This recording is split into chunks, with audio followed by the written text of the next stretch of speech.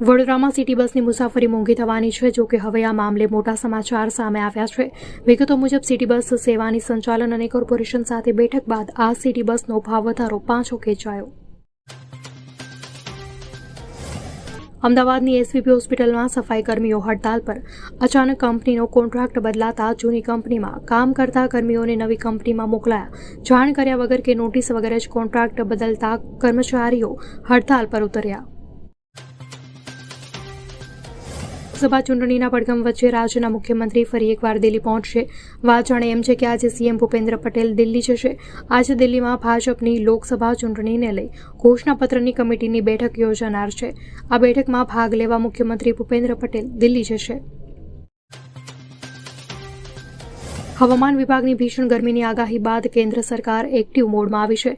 કેન્દ્રીય સ્વાસ્થ્ય અને પરિવહન કલ્યાણ મંત્રી મનસુખ માંડવિયાએ બુધવારે એક મોટી બેઠક યોજી હતી. તેમાં આઈએમડી, આરોગ્ય વિભાગ અને ડિઝાસ્ટર મેનેજમેન્ટના અધિકારીઓ હાજર રહ્યા હતા. કાફેમાં પોલીસે રેડ જોઈ 2 છોકરીઓ ત્રીજા માળેથી કૂદી. પાલનપુરમાં કાફેમાં પોલીસે રેડ કરતા 2 યુવતીઓએ ગભરાઈને બિલ્ડિંગના ત્રીજા માળેથી ગભરાઈને છલાંગ લગાવી હતી. યુવતીએ છલાંગ લગાવતા બંને યુવતીઓ ઇજાગ્રસ્ત થવા પામી હતી, જેઓને સારવાર અર્થે હોસ્પિટલ ખસેડવામાં આવી હતી.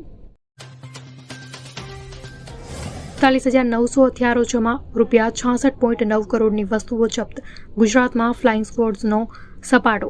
રાજ્યમાં કાર્યરત ફ્લાઇંગ સ્ક્વોડ્સ દ્વારા રોકડ, સોનું ચાંદી અને પ્રતિબંધિત વસ્તુઓ મળી કુલ ₹66.9 કરોડની ચીજવસ્તુઓ જપ્ત કરવામાં આવી છે. તેમજ રાજ્યભરમાંથી 6,900થી વધુ ફરિયાદો મળી છે.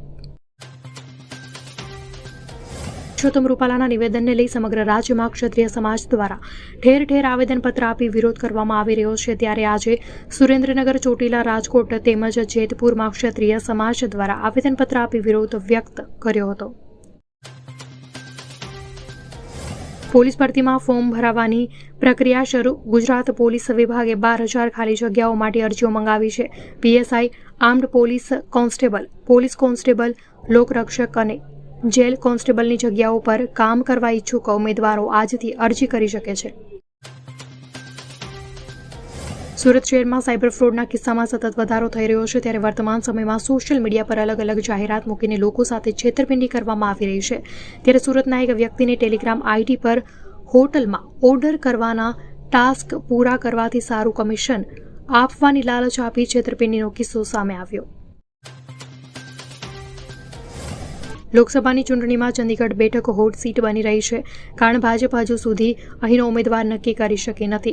ભાજપે આ એક બેઠક પર ઉમેદવાર પસંદ કરવાનો નિર્ણય પીએમ મોદી પર છોડી દીધો છે.